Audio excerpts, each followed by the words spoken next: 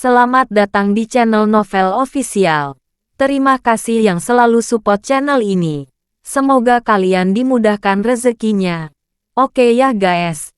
Di 10k subscriber nanti kita adakan giveaway buat 3 orang pemenang. Jangan lupa selalu komen dalam setiap video. Supaya kalian para subscriber aku bisa berpeluang untuk memenangkan giveaway. Tanpa lama-lama lagi langsung saja kita masuk di alur cerita novelnya. Bab 4321. Harvey bahkan tidak mengedipkan matanya pada Ronnie. Minggir, bajingan. Ronnie membanting meja. Marah-marah. Kau tidak tahu apa yang terbaik untukmu. Hah, baiklah. Aku akan memberitahumu apa yang akan terjadi jika kau melawan aku. Ronnie melambaikan tangannya. Membuat banyak pengawal melawan Harvey sekaligus. Hei, Ronnie, siapa yang memberimu keberanian untuk melawan Sir York? Banyak pria bertubuh kekar dan bertampang garang muncul di pintu masuk. Wajah murka Kellan terlihat di bagian paling depan. Dia penuh dengan luka, tetapi seluruh tubuhnya dikelilingi oleh cahaya yang bersinar. Harvey menyadari bahwa beberapa anak buahnya adalah ahli bela diri juga. Kellan telah menyelesaikan urusannya di lantai atas. Dia telah menerima dukungan penuh dari orang-orang yang mendukungnya. Sir York adalah saudara saya. Siapapun yang melawannya, akan saya bunuh. Kellan menunjukkan sikapnya tanpa ragu-ragu. Seolah-olah dia adalah bawahan Harvey yang sebenarnya. Westin terdiam. Ia tidak menyangka Kellan akan berpihak pada Harvey. Kepala kamar dagang nyuget. Ya, Ronnie tidak merasakan sedikit pun rasa takut bahkan setelah melihat Kellan muncul.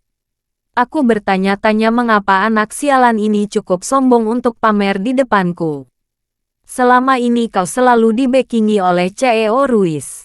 Meski begitu, organisasimu tidak ada artinya bagiku. Kau datang melawanku demi seorang menantu. Sudahkah Anda memikirkan konsekuensi dari hal itu?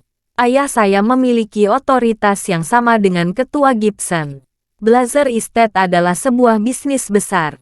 Dengan ayah Ronnie yang memamerkan koneksinya yang luas di dalam kota, Ronnie sama sekali tidak takut melawan Kellan. Sekuat apapun Kellan, dia hanyalah antek kuil. Ayah Ronnie juga setara dengan kuil. Selain itu, keberaniannya semakin bertambah setelah adanya dukungan baru yang mendukung Blazer Estate. Ronnie yakin pendukung tersebut tidak akan ragu-ragu untuk memamerkan kekuatannya, bahkan dengan kehadiran kuil. Kau masih tidak mengerti, Ronnie. Kellan menggeram dengan dingin. Sudah kubilang padamu, Sir York adalah saudaraku. Apa kau punya keinginan untuk mati? Bahkan jika aku membunuhmu di sini, keluarga Robbins akan membereskan semuanya untukku. Kellan menjentikkan jarinya, dan anak buahnya menyebar. Ronnie terkekeh dingin. Apa kau mengancamku dengan keluarga Robbins? Aku tidak menyangka kau akan menjadi budak dari orang sebanyak ini, Kellan. Apa kau benar-benar mengancamku dengan keluarga Robbins di wilayah Ketua Gibson? Pernahkah Anda memikirkan konsekuensi dari melakukan hal itu? Ketua Gibson akan mematahkan anggota tubuhmu jika dia mendengar hal ini. Tatapan Kellan sedingin es. Kalau begitu, telepon dia. Aku jamin, dia akan membuatku menghancurkanmu juga. Ronnie menyipitkan matanya setelah mendengar kata-kata itu. Baiklah, kau punya nyali, serunya dengan dingin. Aku akan melepaskan menantu ini demi kamu. Ronnie tertawa kecil pada Harvey. Kita akan bertemu lagi. Saya yakin akan hal itu. Saya harap CEO Ruiz akan berada di sisimu lain kali. Jika tidak, aku mungkin akan membunuhmu secara tidak sengaja. Bab 4322. Kamu seharusnya berlutut sekarang juga, Harvey. Harley tidak bisa menahan diri untuk tidak berbicara. Kebanggaan terpancar di wajahnya. Ia ingin melihat menantunya menangis. Memohon belas kasihan. Ronnie bukan sembarang orang, Harvey. Identitas dan statusnya bukanlah sesuatu yang bisa kau pahami. Kellan bisa melindungimu untuk saat ini. Tapi dia tidak bisa melindungimu selama sisa hidupmu. Harley mengangkat wajah cantiknya dengan sombong. Jika kamu tidak berlutut sekarang, kamu akan mendapatkan neraka di masa depan. Saya sarankan Anda melakukan semua yang dikatakan Ronnie sebelum dia marah. Jika tidak, semuanya akan menjadi sangat terlambat bagimu. Henley menyipitkan mata ke arah Harvey sambil tertawa dingin. Tuan Muda Lee bukanlah seseorang yang bisa kau lawan, Harvey.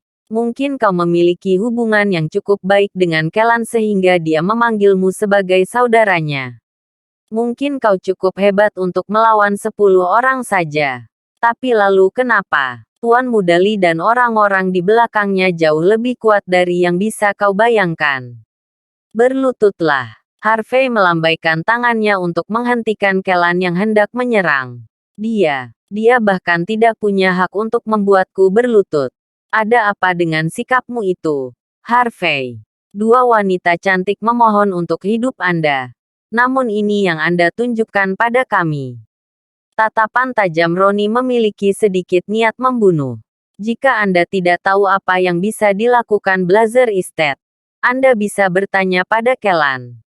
Kau akan tahu siapa yang akan kau hadapi nanti.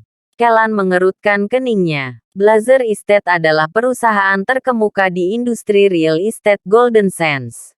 Mereka cukup kuat. Belum lagi, mereka baru saja mendapatkan penyokong dana yang sangat besar. Yang lebih penting lagi, ku dengar dia punya koneksi dengan Vaseles. Dia bukan target yang mudah. Ronnie merasa bangga saat melihat cemberutnya Kellan. Sekarang kau takut. Dia menyipitkan mata ke arah Harvey. Berpikir tidak perlu lagi melawan menantu itu.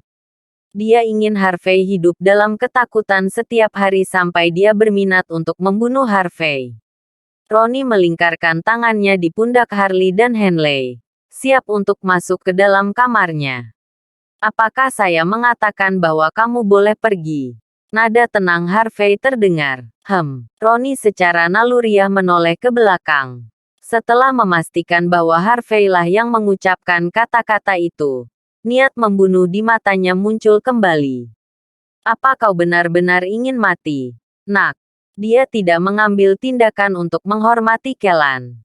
Namun, dia tidak menyangka bahwa Harvey masih akan berbicara seperti itu.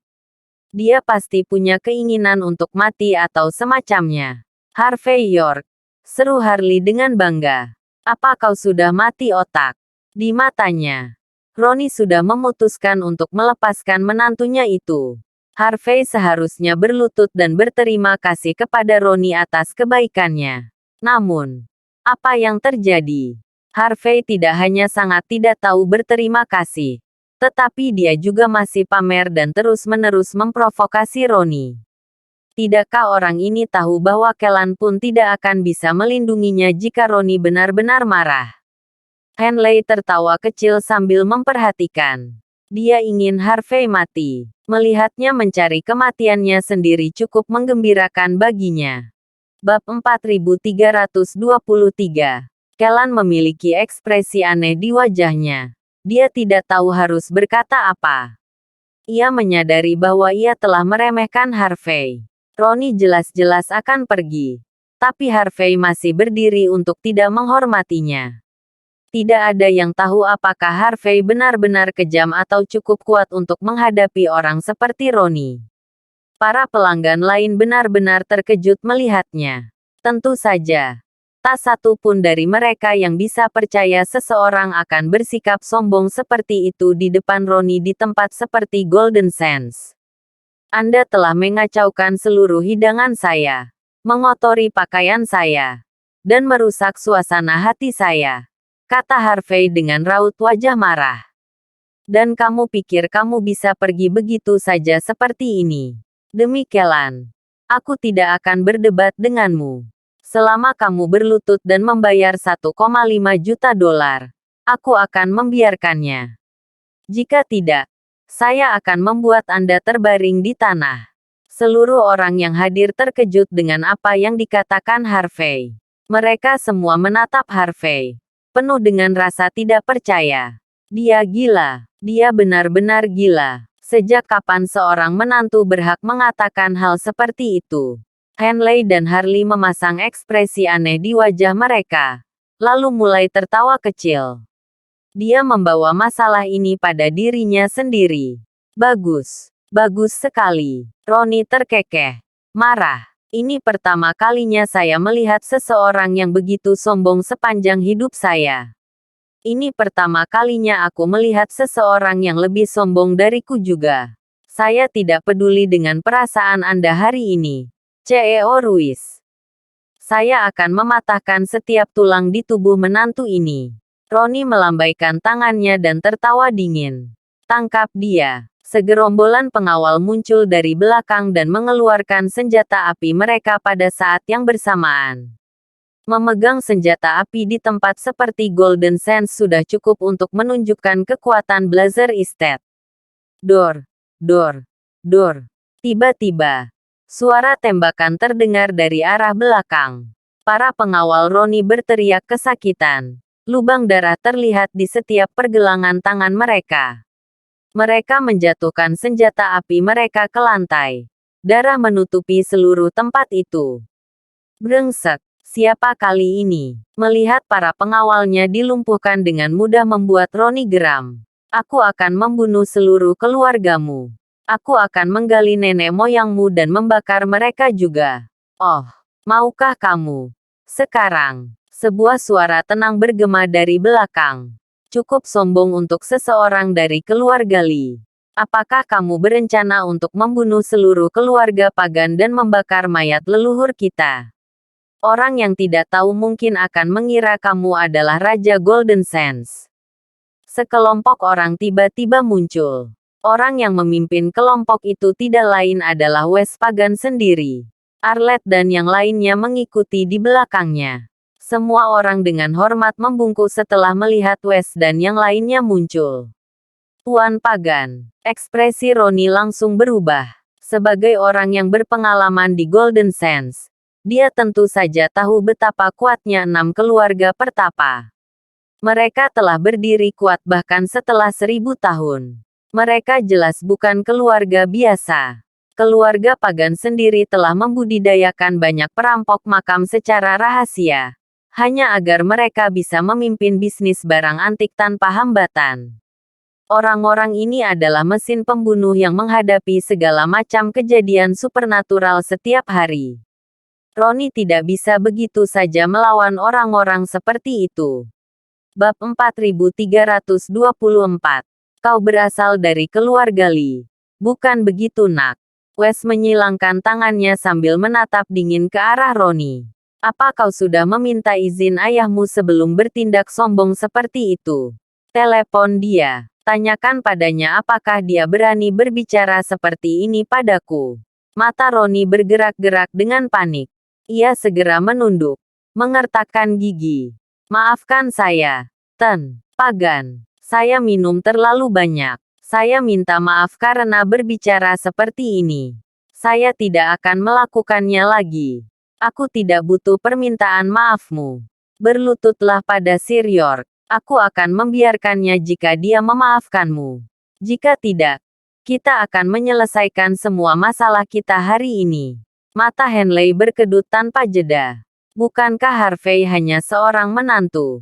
Bukankah dia hanya orang yang tidak berguna? Mengapa dia bahkan memiliki seseorang yang legendaris seperti Wes yang melindungi dirinya? Ekspresi Harley semakin memburuk. Dia pikir dia akan dapat menghancurkan Harvey dengan mudah jika dia menjual tubuhnya kepada Ronnie. Namun, dia akhirnya menyadari bahwa Harvey jauh lebih merepotkan daripada yang dia duga. Ekspresi Ronnie berubah menjadi panik. Dia tidak ingin berlutut di hadapan Harvey. Biar saya jelaskan, Tuan Pagan. Saya, katanya setelah melangkah maju. Tamparan. Dia langsung ditampar di wajahnya bahkan sebelum dia bisa menyelesaikan kalimatnya. Cukup omong kosongnya. Minta maaflah. Ronnie menutupi wajahnya yang merah padam dan mengertakkan gigi. Ini benar-benar hanya kesalahpahaman. Tuan Pagan. Saya tidak tahu. Tamparan. Wes mengayunkan bagian belakang telapak tangannya ke depan. Kedua sisi wajah Roni benar-benar bengkak. Itu adalah pemandangan yang menyedihkan. Bisa dikatakan, Roni tidak ada bedanya dengan seekor anjing mati yang dipukuli. Meskipun dia pamer dan mengancam akan membunuh Harvey, dia tidak berani mengeluarkan satu geraman pun. Juga tidak melawan sama sekali. Setelah menarik napas dalam-dalam, dia mengertakkan gigi sekali lagi. Tuan Pagan, tolong, tamparan. Wes memberikan tamparan lagi tanpa ragu-ragu. Minta maaf. Apa kamu tidak mendengar saya? Kepala Roni berputar-putar. Ekspresi wajahnya berubah menjadi mengerikan saat menyadari bahwa semua orang menatapnya dengan ekspresi aneh.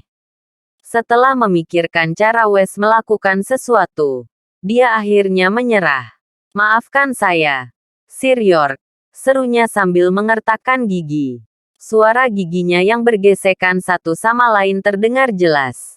Dia tidak bisa berbuat apa-apa selain kesal. Roni akan mengingat semuanya. Dia berencana untuk membayar semuanya kepada Harvey. Cepat atau lambat. Apakah Anda memiliki ingatan yang buruk? Atau Anda hanya bertingkah bodoh? Berlutut. Minta maaf. Dan bayar. Kamu. Roni tidak menyangka Harvey akan menekannya lebih jauh. Jangan coba-coba melewati batas. Harvey. Aku peringatkan kau. Aku. Tamparan. Harvey mengayunkan bagian belakang telapak tangannya ke wajah Roni. Tunjukkan ketulusan jika kau ingin meminta maaf. Apa kau sedang mengancamku sekarang? Roni tidak menyangka bahwa Harvey akan benar-benar memukulnya. Kau. Bajingan. Tamparan. Harvey menamparkan Roni hingga terjatuh ke tanah. Beberapa orang melangkah maju. Tapi mereka semua takut oleh tatapan dingin Arlet. Ketegangan di udara begitu kental. Sampai-sampai bisa dipotong dengan pisau. Bab 4325. Roni tidak hanya ditampar di wajahnya. Dia juga ditampar hingga jatuh ke lantai. Henley dan yang lainnya benar-benar terkejut melihatnya. Henley tidak bisa menahan diri untuk tidak menamparkan wajahnya sendiri untuk memastikan bahwa dia tidak sedang bermimpi. Harley merasa sangat tidak percaya. Dia tidak bisa mempercayai kenyataan bahwa setiap kali dia menantang Harvey, berpikir bahwa dia akan bisa menang, Harvey justru menggigitnya dari belakang. Sikapnya yang tinggi dan perkasa tidak akan pernah menerima hal itu. Dia ingin Harvey merasa takut. Oleh karena itu, dia ingin berpegang teguh pada Roni. Dia ingin Harvey memohon belas kasihan. Dan tidak terlalu bersemangat. Beraninya kau, Harvey. Roni tersandung dari tanah. Apa kau pikir aku takut padamu? Apa kau pikir aku sasaran empuk untuk kau tekan? Aku memperingatkanmu. Tamparan. Harvey menamparkan wajah Roni sekali lagi. Memperingatkan saya apa? Roni linglung setelah ditampar begitu lama. Apa yang kau inginkan? Berlutut dan minta maaf. Harvey mengayunkan telapak tangannya ke depan. Kalau begitu, bayarlah. Apa kau tuli? Pasti kamu sudah paham sekarang. Selawes dengan tenang. Bajingan ini, dia mengambil keuntungan dari orang lain. Roni tidak bisa berbuat apa-apa selain kesal. Dia ingin mengambil senjata api di tanah dan menembakkan peluru ke kepala Harvey. Namun karena tekanan Wes, dia tidak berani melakukan hal bodoh. Dia ingin membunuh Wes dan Kellan sekaligus untuk meredakan kemarahannya. Tapi dia tahu betul bahwa dia tidak bisa melakukannya dengan sedikit orang yang dia miliki di sini. Mungkin karena kecerobohannya, Blazer Estate akan berubah menjadi sejarah dalam sekejap mata. Yang lebih penting lagi, dia menyadari bahwa para pengawal keluarga Pagan telah memblokir setiap jalan keluar. Banyak dari mereka bahkan mengeluarkan senjata api. Dan mereka terlihat sama sekali tidak takut. Bisa dikatakan, dia tidak punya hak untuk menyerang. Dan juga tidak bisa melawan siapapun sampai mati.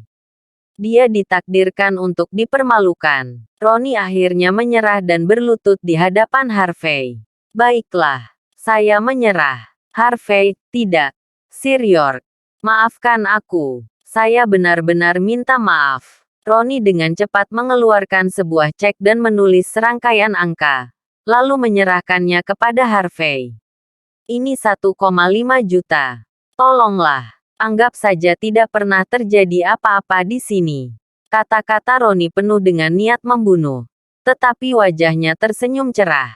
Harvey tidak keberatan. Ia mengulurkan tangan dan menepuk wajah Roni. Lumayan. Kamu pasti cukup mengesankan karena kamu tahu kapan harus berhenti. Aku akan melepaskanmu kali ini. Anda bisa saja melakukan ini lebih cepat. Tuan Muda Lee, kata Kellan dengan ekspresi mengejek. Mengapa harus menerima begitu banyak tamparan di wajah sebelum Anda berlutut? Itu sama sekali tidak sepadan. Meskipun begitu, saya sangat senang untukmu. Kamu seharusnya berterima kasih pada Ten. Pagan sekarang. Kamu akan mati jika bukan karena dia. Bagi Kellan, Roni pasti sudah berada di bawah tanah jika Wes tidak mengambil tindakan. Dari titik tertentu, Wes memang telah menyelamatkan nyawa Roni. Wajar jika Roni berterima kasih untuk itu. Meski begitu, bagi Roni, menabrak Wes adalah hal yang paling sial baginya. Di matanya, Harvey mungkin sudah mati ribuan kali jika bukan karena Wes. Bab 4326. Mengabaikan otoritas dan latar belakang. Roni yakin dia bisa mengalahkan 10 Harvey. Tanpa Wes, Harvey pasti sudah mati. Jangan terlalu sombong, Harvey. Aku pasti akan membunuhmu saat ada kesempatan. Roni berdiri sebelum berbicara dengan suara yang hanya bisa didengar olehnya dan Harvey. Saya akan membunuh setiap orang yang Anda sayangi juga. Aku akan membakar semua leluhurmu sampai rata dengan tanah. Aku akan menyelesaikan dendam denganmu cepat atau lambat. Benarkah begitu? Harvey tertawa kecil dengan tenang sebelum menendang Roni di depan semua orang. Wes dan yang lainnya hanya bisa terdiam melihatnya. Apakah orang ini benar-benar ingin mati? Kenapa dia masih mengancam Harvey sekarang? Harvey tersenyum. Aku akan menunggumu. Tapi ingat, aku membiarkanmu tetap hidup demi Ten, Pagan dan Kellan. Lain kali, itu akan menjadi cerita yang berbeda. Roni memelototi Harvey dengan tatapan menyedihkan. Dia menelan kemarahannya sebelum berjalan tersandung keluar dari tempat itu. Wajah cantik Henley dan Harley dipenuhi dengan kebencian dan ketidakpercayaan. Mengapa begitu sulit untuk menghancurkan menantu yang masih hidup? Restoran kembali tenang. Para pelanggan dengan cepat kembali ke tempat duduk mereka. Berpura-pura tidak terjadi apa-apa. Kellan berjalan ke arah Harvey tak lama kemudian. Saya tahu Anda tidak takut, Sir York. Tapi Roni adalah orang yang pendendam. Dia telah melakukan hal itu terhadap Saul selama bertahun-tahun. Terutama karena apa yang terjadi antara dia dan Lola. Hati-hati, jika semuanya berjalan buruk, aku bisa menangani yang lainnya untukmu. Kellan mengusapkan ibu jarinya di lehernya. Tidak perlu, aku akan memberinya kesempatan jika dia tahu kapan harus berhenti. Harvey berkata, tapi jika ada kesempatan berikutnya, aku akan memastikan bahwa itu akan menjadi yang terakhir baginya. Tentu saja, Kellan mengangguk. Aku akan mengikuti perintahmu. Apapun tugasnya. Saya akan melakukan apapun yang Anda minta. Meskipun mengatakan hal itu, Kellan tetap memerintahkan bawahannya untuk mengawasi Roni. Untuk berjaga-jaga kalau pria itu akan menyerang seperti anjing gila. Wes melihat dengan jelas semuanya dari kejauhan. Dia tidak menyangka bahwa bos kamar dagang Newgate yang tak terkendali itu akan begitu setia dan menghormati Harvey. Bukankah mereka berdua pernah berselisih sebelumnya? Apakah mereka akhirnya mengubur masalah itu? Mengapa sepertinya Harvey memiliki kendali penuh atas Kellan? Wes sekarang jauh lebih terkesan dengan Harvey. Tidak hanya dia seorang petarung yang terampil dengan kemampuan geomansi yang mumpuni, tapi metodenya juga sangat luar biasa. Masa depannya pasti akan cerah. Wes sama sekali tidak menyesal telah mengambil tindakan itu. Di matanya, akan sangat berharga memiliki seseorang seperti Harvey di sisinya. Kellan tidak tinggal lama. Harvey dan Wes sempat bertukar kata sebelum Wes pergi bersama bawahannya. Jelas, banyak hal besar yang akan terjadi malam itu. Golden Sands ditakdirkan untuk diliputi pertumpahan darah. Harvey dapat menebak apa yang akan dilakukan Kellan. Tetapi dia tidak mengatakan sepatah kata pun tentang hal itu. Lagi pula, ini bukan waktunya untuk bertindak. Bab 4327. Ketika Kellan pergi, Harvey mendekati Wes sambil tersenyum. Terima kasih sudah datang malam ini. Tanpa kamu, aku pasti akan mendapat masalah. Wes tertawa terbahak-bahak. Anda terlalu baik, Sir York. Wajar jika aku membantu ketika kau sudah menyelamatkan nyawaku. Lagi pula, kau tidak akan berada dalam masalah apapun tanpa bantuanku. Saya hanya menambahkan lapisan gula pada kue pada saat ini. Tentu saja, Wes tahu Harvey adalah orang yang tertutup. Akan sangat memalukan bagi Harvey jika dia tidak bisa mengatasi kekacauan ini sendirian. Arlette berjalan ke arah Harvey, lalu mendekat ke telinganya. Seharusnya kau berterima kasih padaku, Harvey. Akulah yang menembak. Kau pasti sudah ditembak mati oleh anak buah Roni jika bukan karena aku. Harvey terkekeh. Tentu. Terima kasih untuk itu. Bagaimana dengan ini? Aku akan memberimu waktu libur selama sebulan. Kembalilah bekerja setelah itu. Kamu, Arlette tidak bisa berkata-kata. Dasar pria pelit. Aku sudah menyelamatkan nyawamu. Tapi kamu masih tidak mau membatalkan taruhan sialan itu. Aku tidak pernah melihat orang sekecil itu sepanjang hidupku. Harvey menyipitkan matanya. Bermimpilah. Mengapa saya harus membatalkan taruhan ketika saya bisa memiliki seorang wanita seperti Anda sebagai pelayan saya?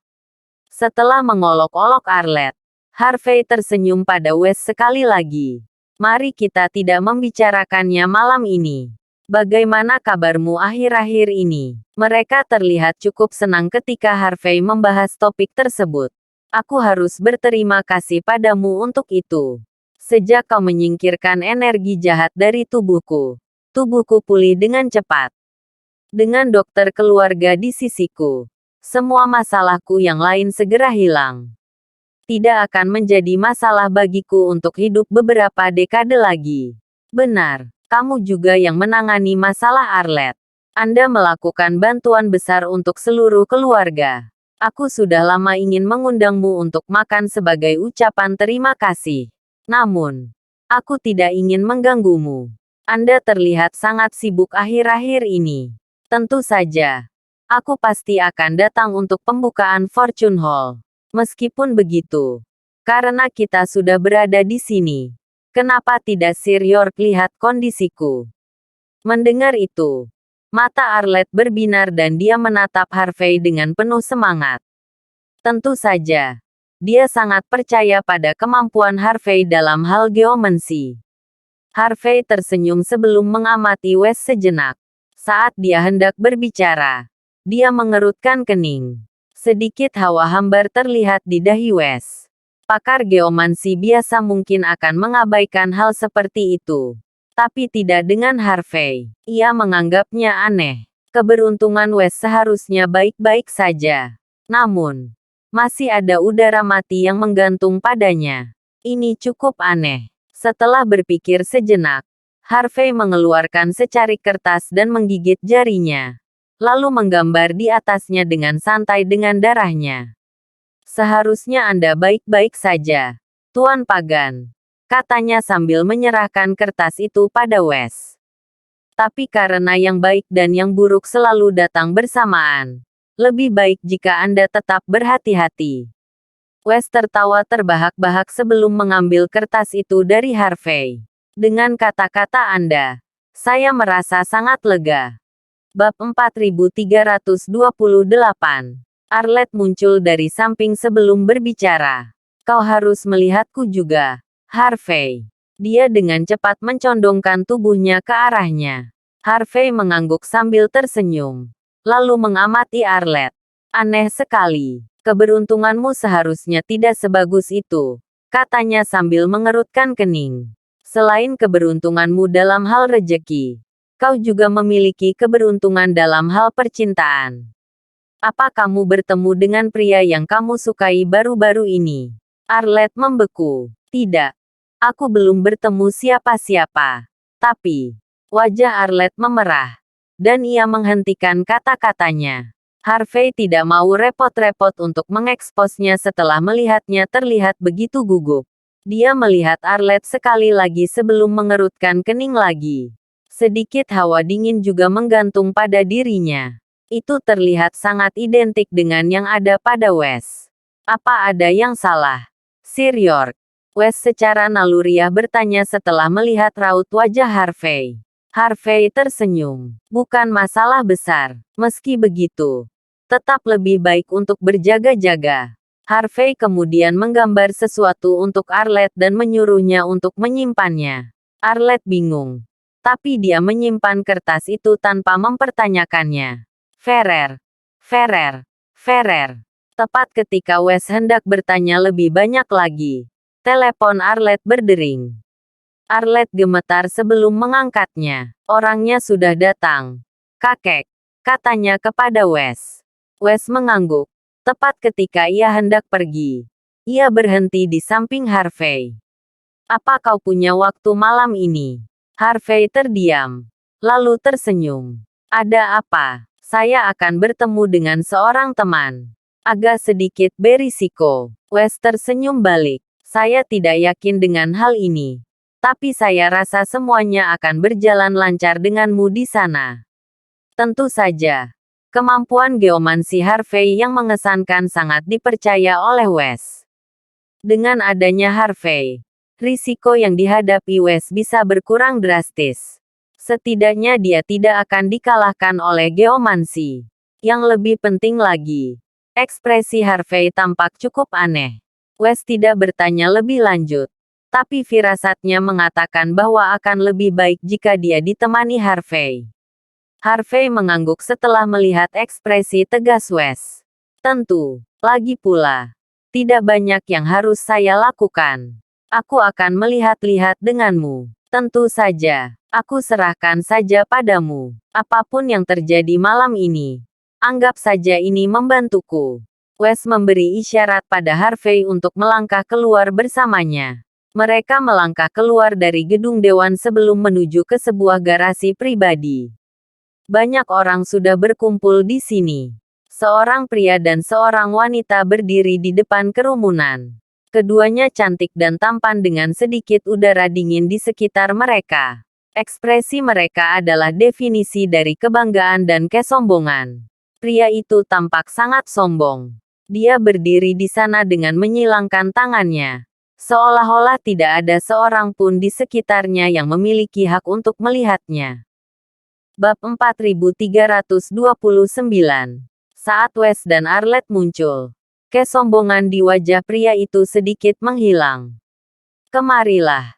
Kemarilah. Biar ku perkenalkan padamu. Ini adalah Lachlan Brie, senior seni bela diri Arlette. Dia berasal dari salah satu tempat latihan bela diri suci yang misterius. Dia adalah seorang pria yang luar biasa dari generasi muda seniman bela diri. Wes dengan penuh semangat memperkenalkan Lachlan kepada Harvey. Arlette terkikik mendengar kata-kata itu. Senior saya cukup mengesankan. Harvey. Dia bisa menghancurkan beberapa batu bata sekaligus dengan sekali tebas. Lachlan tersenyum tipis.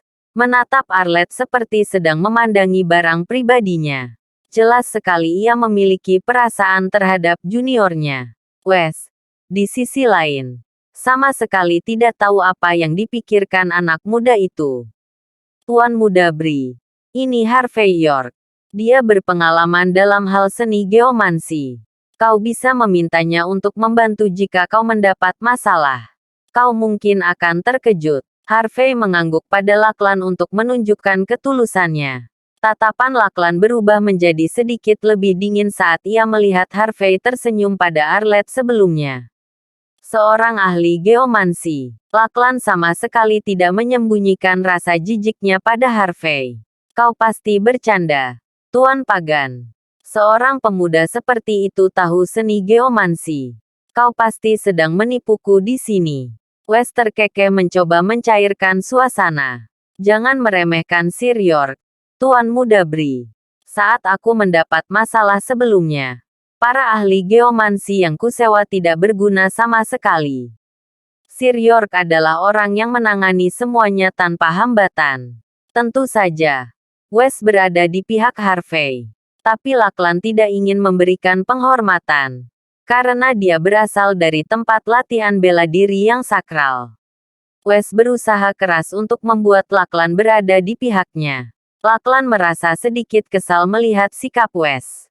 Bahkan jika orang ini adalah seorang ahli geomansi, mengapa kita membutuhkan salah satu dari mereka di sini? Kita di sini bukan untuk mengusir arwah seseorang, kan? Wes tertawa terbahak-bahak. Ini hanya hobiku, Tuan Muda Bri. Aku suka membawa seorang ahli geomansi saat aku pergi. Ada orang lain yang bisa membantuku jika aku mendapat masalah. Wes kemudian menatap Harvey dengan penuh permintaan maaf. Ia tidak ingin Harvey memasukkan apa yang dikatakan Laklan ke dalam hati. Dengan adanya kita bertiga di sini, ditambah dengan nama tempat latihan bela diri yang sakral, masalah apa yang bisa kita hadapi? Laklan benar-benar meremehkan posisi Harvey di hati Wes. Dia yakin Harvey adalah saingan terbesarnya untuk merebut Arlette. Nalurinya sangat akurat. Untuk sedikitnya, kita harus mengeluarkannya dari sini. Akan sangat buruk jika dia menyeret kita ke bawah. Sesuatu bisa saja terjadi padanya. Laklan mengamati Harvey sebelum tertawa dingin. Wajahnya dipenuhi rasa jijik. Harvey mengerutkan keningnya saat ia hendak mengatakan sesuatu. Wes tersenyum dan memotongnya. Baiklah, cukup basa-basinya, Tuan Muda Bri. Sudah hampir waktunya. Tolong, langsung saja ke pokok permasalahan. Bab 4330. Sikap Wes jelas menunjukkan bahwa Harvey jauh lebih penting daripada Laklan. Laklan menatap Wes, menahan gengsinya dan tidak mengucapkan sepatah kata pun. Meski begitu, ia tetap mencemooh Harvey dengan dingin. Kami akan mengurus semuanya di sini. Jangan lakukan hal bodoh. Dan dengarkan perintah kami. Bersama kami di sini. Bukan hanya Tuan Pagan dan Arlette. Tapi kau juga akan baik-baik saja. Jadi tetaplah bersembunyi. Kami tidak akan bertanggung jawab jika sesuatu terjadi padamu. Harvey tersenyum tenang saat melihat ekspresi bangga Laklan.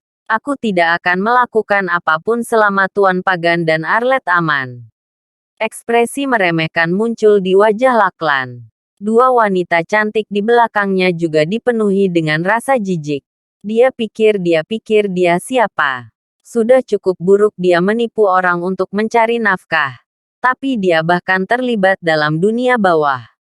Itu gila. Dia mungkin akan menangis begitu melihat darah.